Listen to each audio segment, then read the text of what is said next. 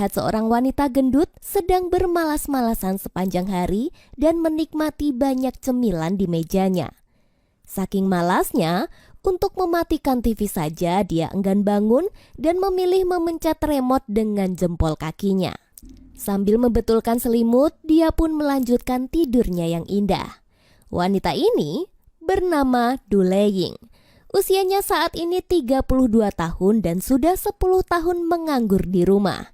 Ibunya sudah lelah menghadapi Leying yang sangat malas. Berkali-kali dia diminta bekerja dan lebih produktif sedikit. Tapi Leying menolaknya. Sesekali dia bangun dari tempat tidur hanya untuk minta jatah makan yang dimajukan. Ma, 晚上吃排骨. Suatu sore, sepupunya yang bernama Dodua datang berkunjung. Pekerjaannya adalah kru TV yang kebetulan sedang membuat program challenge untuk orang-orang yang hidupnya pemalas. Tentu, Leying ini sangat cocok masuk di kriteria yang dia cari. Ibu Leying juga sangat senang kedatangan sepupunya ini, karena jika Leying bekerja, setidaknya bisa membantu perekonomian mereka yang hanya memiliki usaha toko kelontong sederhana. Awalnya Leying mau menuruti keinginan ibunya untuk ikut program TV ini. Namun, baru sesi perkenalan saja, Leying sudah tersinggung karena seperti diperolok-olok. 我这人生也太失败了。 妈，我不录了。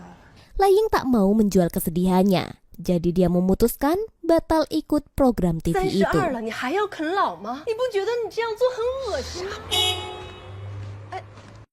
Leying yang jengkel dengan semua keluarganya memilih melepas penat dengan dua orang kesayangan, yaitu sahabat dan pacarnya. Ya, kepada mereka berdualah Leying bersandar dan menumpahkan semua kekesalannya. Sambil menghabiskan berbotol-botol bir, Leying curhat pada mereka. Ternyata sakit hati dari keluarganya tidak cukup. Pacarnya tiba-tiba mengajak putus karena telah menemukan kekasih baru. Dan ketika Leying mengecek HP-nya, ada wajah sahabatnya sendiri yang dijadikan wallpaper. 乐儿，我想跟你分手。他是谁啊？ Sungguh merana nasib Leying, sudah dihianati pacar plus sahabatnya sendiri. Daripada stres menghadapi semua masalah, mending makan saja. Dia pun membeli kembang gulali, sate, kebab, telur gulung, dan semua makanan enak yang membuatnya bahagia. Saat akan berjalan pulang, dengan menikmati es krim, dia melihat tempat gym dan seseorang sedang latihan tinju. Muncullah keinginan di hati Leying untuk mencobanya suatu hari nanti. Pagi itu seperti biasa, Leying bangun siang dan bermalas-malas. Tapi adiknya yang janda datang sambil membawakan sayap ayam kesukaan Leying. Ini tentu tak biasanya. Ibu mereka langsung tahu jika sikap adiknya yang tiba-tiba baik pasti ada maunya saja. Benar saja, ternyata adiknya minta jatah warisan Leying diberikan kepadanya. Menurutnya, dialah yang lebih pantas menerima itu karena selama ini Leying tidak berkontribusi apa-apa dalam keluarga. 这签个字儿。不能同意。这些年你为这家做啥？ 差不多得了。 Leying dikatai tidak bekerja, tak ikut membereskan rumah, dan di usianya yang kepala 3 masih numpang di rumah ortu, bahkan sangat kecil kemungkinan untuk bisa menikah. Leying pun makin ngamuk dan arogan karena terus dihina. Karena sudah lelah dan muak, dia pun terus mengemasi barangnya dan pergi dari rumah. Satu sisi, ibunya senang karena ini pertama kali bagi Leying berani hidup mandiri tanpa orang tua. Tak lupa, dia juga diberi uang saku untuk ngekos pertamanya. Demi bisa bertahan hidup, akhirnya Leying melamar kerja menjadi waiters. Meskipun gajinya kecil, lumayan lah ya, sudah dapat makan siang dan juga malam setiap hari. Setelah selesai bekerja di hari pertama, Leying diminta si bos mengambilkan rokok di dalam mobil. Di saat yang sama, tiba-tiba muncul seorang pria yang sedang buang air kecil. Karena memergoki pria itu pipis, Leying yang grogi tak sengaja mengklaksonnya dan menghidupkan lampu.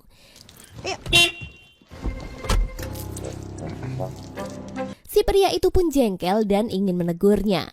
Dengan polos, Leying jujur jika dia tidak sengaja menghidupkan lampu, bahkan tidak berniat mesum kepadanya. Si pria itu pun langsung pergi dengan meninggalkan sarung tinjunya. Pagi harinya, Lei Ying berniat mengembalikan sarung tinju yang bertuliskan nama pelatih Hao-gun.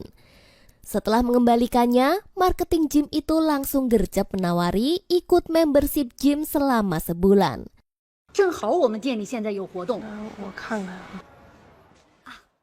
Sepulang dari tempat gym itu, Lei Ying tampak naksir dengan pelatih Hao.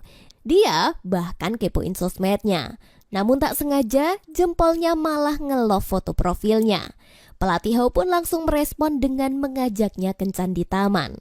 Tentu Lei Ying senang dan membuatnya bersemangat kerja di hari itu. Rekan kerjanya yang melihat gelagat Lei Ying berbunga-bunga langsung tahu jika cowok wiraniaga mengajaknya kencan hanya ada dua kemungkinan. Yang pertama, karena ingin kamu gabung membership. Kedua, hanya ingin bobok bareng aja. 一个男的刚认识你就约你出去，一是给你办卡，二是想睡你。 Hari berganti, Lei Ying siap pergi ke taman. Dia tampak sangat grogi menunggu pelatih Hao datang. Setelah menunggu beberapa saat, pelatih Hao datang dengan baju pink gonjrengnya. Lei Ying tampak sangat terpesona dengan Hao. Dan pada akhirnya, benar dugaan rekan kerjanya jika Lei Ying dibawa ke booth promosi agar mau join member gym. Lei Ying pun merasa tertampar karena setiap orang yang mengajaknya kencan hanya ada maunya saja. Lalu, Hao akhirnya jujur. Jika sebenarnya dia juga tak suka mengajak-ngajak orang begini, karena itu adalah tugas marketing. Padahal, Hao hanya suka melatih tinju saja. Hao lalu cerita jika cita-cita terbesarnya adalah menjadi pemain tinju. Tapi untuk bisa mencapai itu, perlu perjuangan yang besar.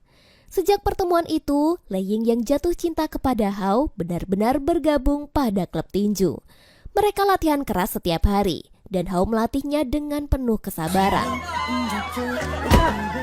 Tak mudah bagi Lei Ying melakukan olahraga berat dengan tubuhnya yang gemuk. Di saat pelatih lain memiliki member cantik-cantik dan seksi, hanya Hao lah yang melatih satu orang saja, yaitu Lei Ying. Suatu hari, marketing gym yang sudah lama naksir Hao menyelipkan Hansaplast ke sarung tangan tinjunya. Sayangnya, Hansaplast itu ditemukan oleh Lei Ying dan mengira jika Hao mulai perhatian kepadanya. 沙袋戴手套。 Di saat sedang salah tingkah, tak sengaja dia malah meninju kaca kamar mandi. Waktu pun terus berjalan, member gym mendapatkan tontonan gratis melihat pelatihnya adu tinju di atas ring. Hari itu, pelatih Hao melawan pelatih Tian. Di saat semua member cewek-cewek salah fokus melihat tubuh pelatihnya, hanya Lei Ying saja yang berharap-harap cemas agar Hao bisa menang pertandingan.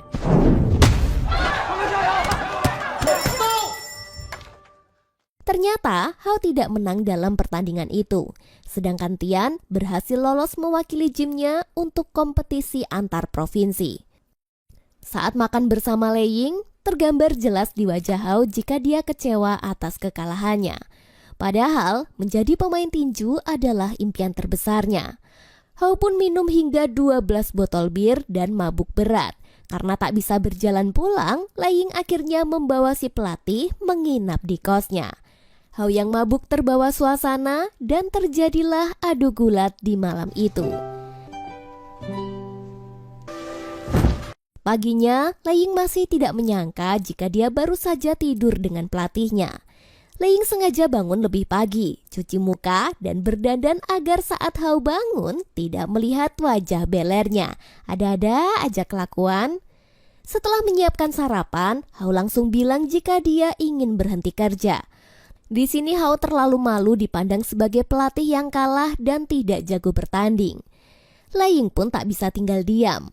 Rasa cintanya yang besar untuk Hao membuatnya rela berhutang pada si bos demi bisa bernego dengan pelatih Tian. Dia ingin Tian menyerahkan kesempatan bertanding antar provinsi itu kepada Hao dan sebagai gantinya, Lei Ying akan membayar 5.000 yuan kepadanya. 这样你不仅有5000块钱奖金，你请联总的，多丢人呢！ Tian pun mengiyakan. Sesungguhnya dia tidak ingin pertandingan itu karena tak mau wajah tampannya jadi bonyok. Hao yang tak sadar dengan pengorbanan Lei Ying tampak bahagia dengan kesempatan bertandingnya ini. 那晚上我弄点东西，咱俩庆祝一下。 Sejak hari itu, Lei Ying ikut membantu menjaga asupan gizi Hao dan memasak sehat untuknya. Dia juga setia menemani Hao berlatih hingga larut malam.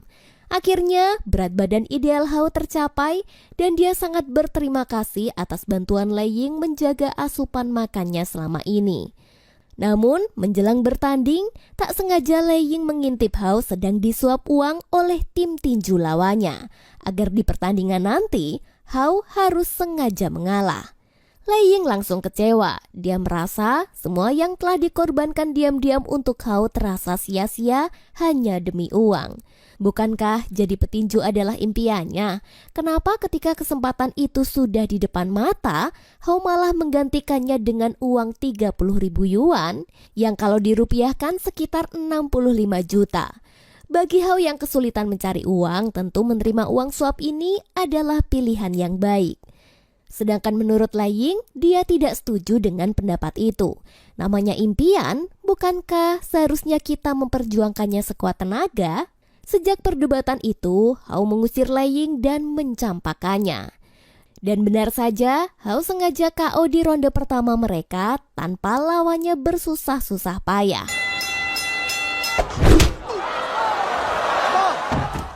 Sungguh pertandingan yang tidak seru. Kita berpindah ke Lei Ying yang balik ke tempat kerja.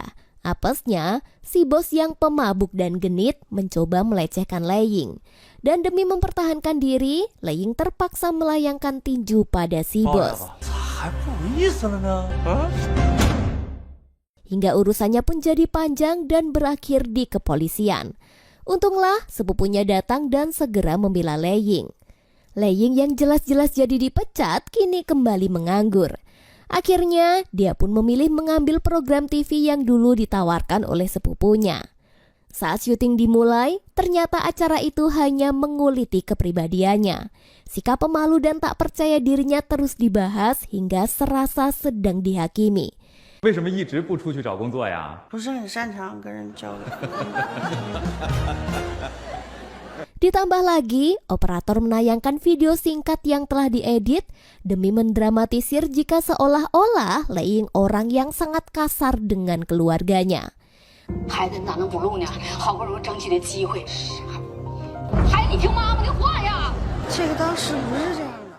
Lei Ying pun syok dipermalukan seperti ini dan dia pun jatuh pingsan. Lei Ying pulang dengan membawa semua luka yang dibawanya. Rasa sakit yang bertumpuk itu membuahkan tekad yang kuat bahwa sejak hari ini dia akan berlatih keras dan mewujudkan impiannya menjadi petinju wanita. Kini pelatihnya bernama He Kun.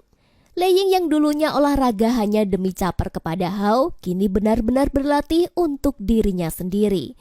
Musim terus berganti, tak peduli hujan ataupun panas, Lei Ying sangat tertib dengan latihannya. Dan tidak ada usaha yang mengkhianati hasil. Lei Ying yang dulunya gemuk dan pemalas berhasil menurunkan 50 kg berat tubuhnya. Dan sekarang dia memiliki tubuh yang berotot. Dia juga lebih sehat dan energik. Keluarganya sampai mengira jika Lei Ying sakit karena berubah secara drastis. 爸，没生病，打拳捡的。 Namun sang ayah merasa bangga karena anaknya terlihat lebih sehat dan cantik. Lei Ying lalu bertanya, seandainya sang ayah punya 2 buah apel, siapa yang akan diberikan pada teman yang meminta? Ayah akan memberikan apel yang besar, sedangkan Lei Ying akan memberikan keduanya. Yang artinya Lei Ying akan terus mempertahankan ketulusannya dalam berteman ataupun menyayangi seseorang. Hari itu, Lei Ying kembali pulang ke rumah orang tuanya dan ikut membantu menjaga toko. Adiknya juga kaget melihat perubahan drastis pada diri Lei Ying. Siangnya, saat sedang latihan tinju, pelatih memberikan kesempatan kepadanya dengan mendaftarkan ke kompetisi tinju profesional. Ini adalah kabar baik baginya, karena sudah lama Lei Ying menantikan kesempatan ini. Hari berganti, Lei Ying masih giat membantu toko kelontong ayahnya. Tiba-tiba datanglah seorang pria yang ingin menukarkan tutup botol 1 gratis 1. Ternyata pria itu adalah Hao yang kini menjadi kuli bangunan. Padahal hari di mana Hao terima suap, dia bilang lebih baik menerima uang haram daripada menjadi kuli. Hao yang sudah tak punya muka memilih untuk kabur menghindar. Lei Ying bergegas mengejarnya karena kemampuannya dalam berlari kini jauh lebih cepat dari Hao. Lei Ying lalu mengundang Hao menontonnya bertanding profesional minggu depan. Hao pun sangat kaget. Dia lalu menolak undangan itu karena terlalu malu pada dirinya sendiri. Meski begitu, Lei Ying tetap bangga pada tubuhnya saat ini. Dia makin giat berlatih dan staminanya sangatlah baik. Bahkan saat Lei Ying jogging, tak sengaja mantannya melihatnya dan sangat pangling dengan perubahan tubuhnya. Keren sih pada bagian ini karena prinsipnya bertarunglah sekuat tenaga dan setidaknya pernah menang 1 kali.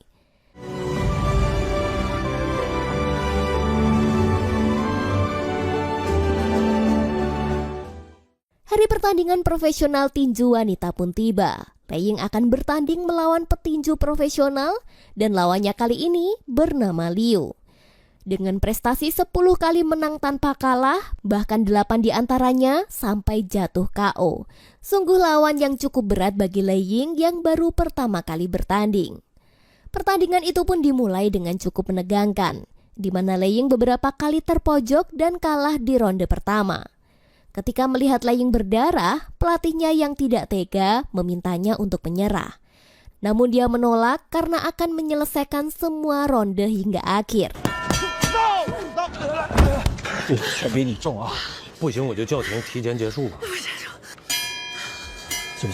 Di ronde kedua dan ketiga dia tetap kalah. Namun perjuangannya untuk bertahan di atas ring patut diacungi jempol. Dan pada akhirnya, Lei Ying dinyatakan kalah dalam pertandingan.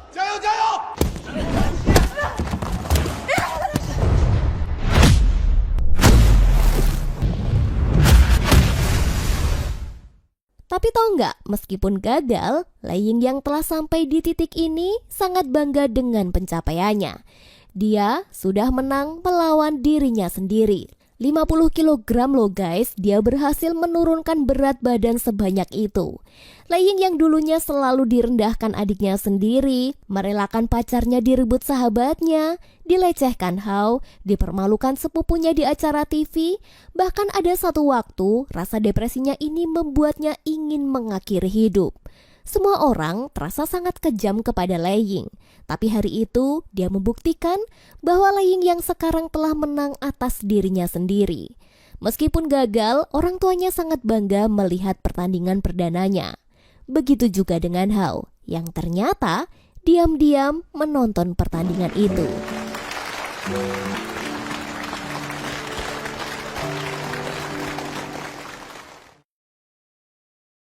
Sepulang dari bertanding, Hao yang menyesal ingin mengajaknya kencan lagi, tapi tentu Lei Ying menolaknya. Lei Ying juga mulai berani berselfie dan mempostingnya di sosmed dengan caption, "Ini adalah pertandingan pertamanya dan dia telah menang dengan caranya sendiri." Di akhir film diperlihatkan sebuah fakta jika sutradara tidak mengganti peran pada tokoh utama. Jadi Lei Ying benar-benar melakukan olahraga ekstrim selama 11 bulan dan berhasil menurunkan berat badan hingga 50 kg. Sungguh perjalanan yang luar biasa.